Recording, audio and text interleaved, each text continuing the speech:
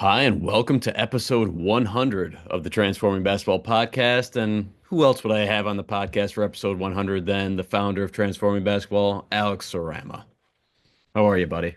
Adam, great to be here. It's an odd feeling to be on the other side of this and not giving the intro talk, but you've been doing a great job with the podcast. I've loved listening to the episodes on all the various flights across the US, and yeah, what a f- I actually feel really proud to be doing this. I mean, episode 100 of the podcast, it's pretty surreal, and I think I forget that transforming is still well, it's only really a year and a half old when you Mhm. think about it. Yeah. So, yeah, just really proud of everything we've accomplished and everything still to come. And then, obviously really thankful to all the listeners and all the amazing guests we've had on this podcast. That actually transitions right into one of my questions that I had written down was like, since starting the company and, the release of the book and all that, like, what moment stands out that you're most proud of since starting the company? Oh, that's a great point. I think it's lots of small ones, but I think, the obvious one would obviously be these ideas now finally becoming more I don't want to use the word widespread because they're certainly not, but people having an awareness of these ideas at the highest level, obviously the NBA, and obviously that equated to myself and Gray Thomas getting jobs with, with two leading teams. But I think it's actually not that for me. It's more the proudest moments for me are actually more the interactions with the coaches in our community and the messages we get from new coaches every week who are discovering this for the first time, taking a deep dive into transforming.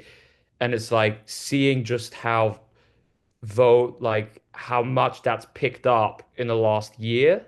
That's what makes me really proud because it's like obviously we've got a great team at transforming and they keep me posted with the things we're getting, the questions coming in, and it's actually like, wow, there's actually such a huge wave, a huge momentum of interest in these ideas. And that's what makes me really proud that coaches all over the world are tapping into this and curious to learn more, genuinely trying it with their players. And I think that's what gives me a lot of motivation to see that coming through versus kind of saying, oh, it's one moment, you know, it's all the small moments that add up that really make me very, very satisfied to be part of transforming. I don't know if you've covered this before, but I'm just curious. I don't have it explicitly in my head. What were your aspirations with starting Transforming?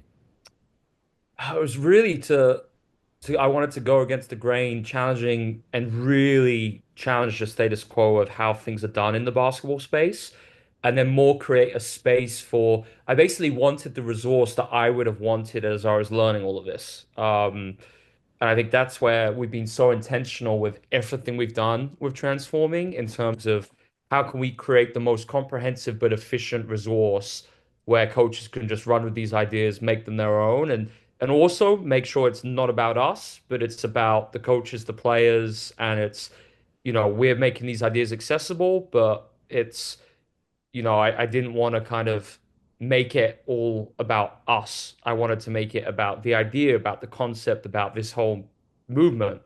Um, so that was really the motivation for doing this. And I think some of my frustrations at the beginning were, I felt so by myself when I was trying to articulate these ideas. I remember dinners where, other coaches would just be laughing at me.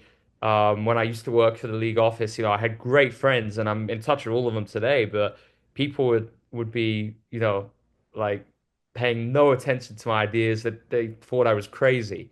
So I wanted transforming to be a safe space and a space where others could share maybe, their journey, their frustrations and have other people to rely on and learn how to really use this stuff. And I think that's basically exactly what we've achieved, especially with the membership community. I mean, I went on the other day and there's close to 500 coaches now, and just seeing some of the interaction in there, like coaches are saying, "Oh, this has changed my team, changed my season," and that makes me really proud of, the work we're doing.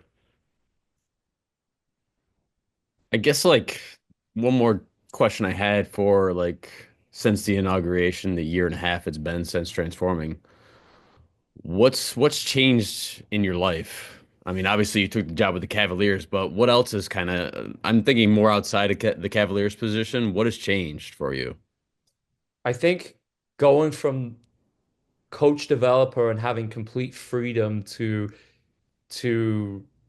experiment and coach a lot every day, um, to then doing this in a team environment. I mean, it's a huge change. And I know you said outside of the Cavaliers, but it's like it's I mean, my life has foundationally changed because obviously, even a year and a half ago, when I started transforming, I was just coming off finishing Italy in college prep.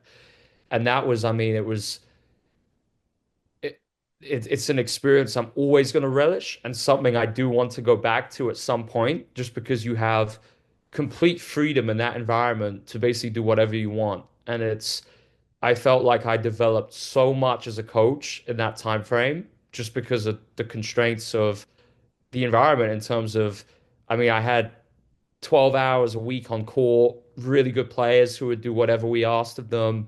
The life off the court was incredibly enjoyable, obviously living in Italy and all of that stuff. And then I had a team of staff where everyone believed in this stuff. So I think just that was, it was almost like too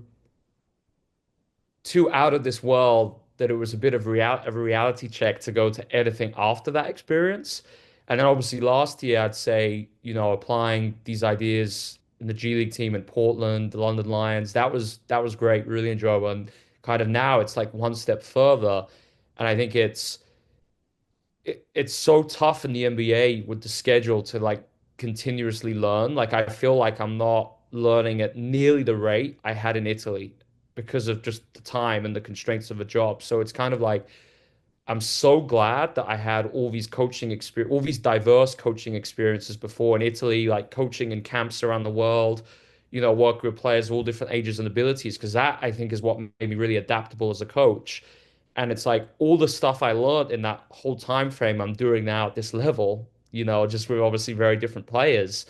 But it's like I would not be the coach I was today if not for those experiences. And I think that's what is a big shift for me is go moving away from all the coach developer stuff because I love doing that and actually developing coaches. So that's been a big adjustment. And obviously there's a little bit of that, on the job now, but it's not like the past where I was traveling, so much to go to clinics all over the world, help coaches out. That was something very satisfying, and I think it's definitely something I want to return to in the future. But I feel like, doing this now, it's a great learning experience for me, and I think I want it to pave the way for others in the field to, get these jobs and to shift, how basketball is coached at the highest level. And I think obviously I'm in a great position to do that. Yeah, I appreciate you talking about just the constraints on your time in the NBA and how different it is and just developing yourself as a coach because I mean, people dream of having that being on a coaching staff in the NBA, but you're shedding some light on, well, it's not always what it's always cracked up to be. There are great moments and I'm sure there's plenty of highlights you've had since arriving with the Cavaliers, but there are drawbacks to every single position you take, and that's just a reality. And it's helpful that you actually share that so people actually know what they're aspiring to get into. Yeah, 100%. I think you've got to be so intentional with your time and find opportunities to learn. Like my big thing right now is using flights to learn. I just have a stash of research papers downloaded, and some other things to read, and that's just like my window to get stuff done and try and learn new things. But I think I'd say to a lot of people, it's like, the NBA it's always kind of seen as like the pinnacle, right, of basketball. But I think there's so many other great things, and it's more like, can you just have the greatest impact at your level, even if you're coaching like a youth team, can you give them the best experience possible, create a really transformational environment, and run with these ideas. And I think for a lot of people that might be more rewarding, more compelling than working in the NBA, so I think there's so many opportunities in basketball, and I think the number one thing is it's like if you really focus on your learning and you have a sense of desperation to get better as a coach, then I think opportunities will naturally come your way. And I think that's the biggest difference I see with the transforming community and all our members. It's coaches who genuinely care about being the best version of themselves. And I think regardless of what level they coach at, I think I'll be completely honest, I think there are a number of coaches in our community who I think are innovating and trying more things than really high, coaches who are working at the highest levels in our sport. And I think that's something I'll always really respect. And it's for me, it's more about I don't care kind of what level people coach at and the status of it, but I care about who they are as a person and the quality of their ideas. And I think that's something that really stands out with everything we're doing here at Transforming. I gotta be honest, dude. If I looked at my questions right now, you've kind of like answered all of them. It's somewhat of a bummer, but at the same time, like you're hitting on like topics that are I think are going to be very impactful no matter how long we talk here. So thank you for that, buddy. Um, Absolutely. I guess with since your time with the Cavaliers, and this could be on court or off court, what are some lessons you're going to take with you going forward? Yeah, so I think a lot of really good principles of play ideas from Kenny. Obviously, it's been awesome having the chance to work under him and just, the fact that I'm really grateful for the fact he hired me and genuinely believes in these ideas and wanted to really go ahead and trailblaze doing this stuff. So, a lot of lessons from Kenny and the other coaches. I think for me, it's been great learning how to develop relationships with NBA players, with American players, because it's really different coming from Europe. I think it's culturally forms of life. It's working with the European player is really different to working with players from North America. It just is, right? So that's been great for me to learn that side of things and just how to package CLA at this level, how to get players buying into it and how to actually do it on the court and see results. So without kind of revealing secrets of the team, there's been a lot that I've learned in the last 5, 6 months, which I think is going to set me up for success, whatever happens in the future, whatever level I want to coach at, whatever I want to do.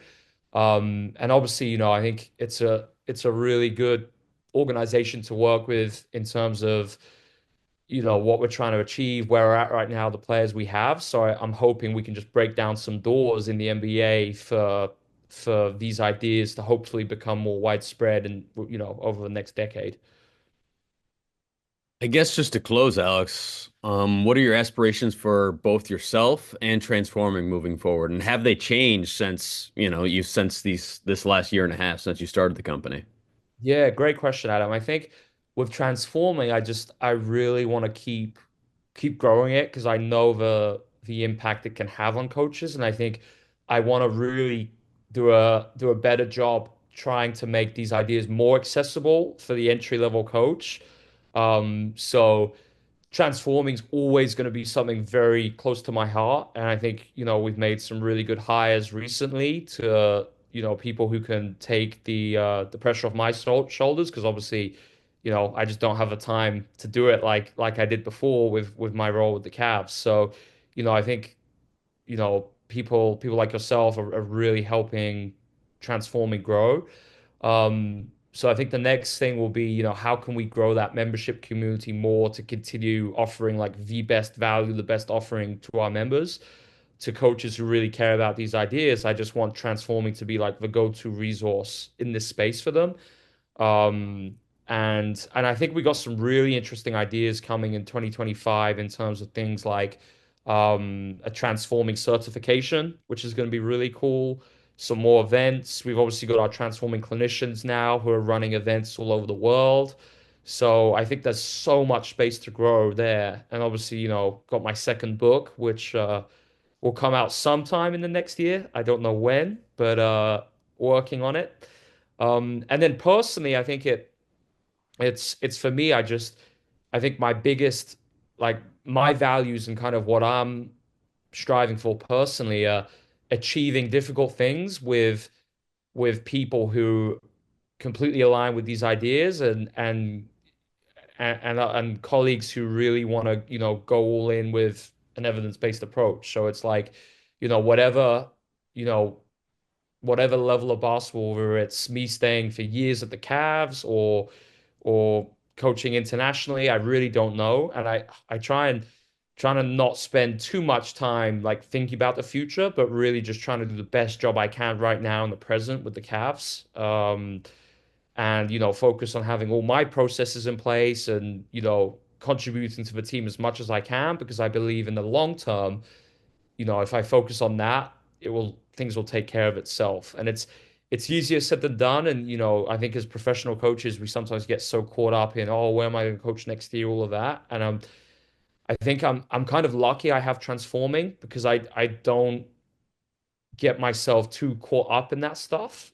And it's more what that allows me to do is to be more, I'd say, be a little bit bolder in the things I do. I'm not afraid to take risks in terms of, oh, let's try a new activity today, because I'm very confident in what I do and what I bring and the fact that I have that freedom, I think it means I don't have to conform to the norms of what you typically see in the NBA, and that's why I understand why a lot of coaches maybe reluctant to try these things because they don't have that security net, if that makes sense. So, um, yeah, really, it's just, how can we keep really pushing the boat, getting these ideas across, helping coaches at all levels, apply constraints-led approach, differential learning, conceptual offense. And I think in 5 years, I really think the basketball scene is going to be very different. And I like to think that transforming will have played a huge part in shifting the tide and, laying the foundation for these changes to occur. I think that's a great aspiration to have, man. So thank you for coming on.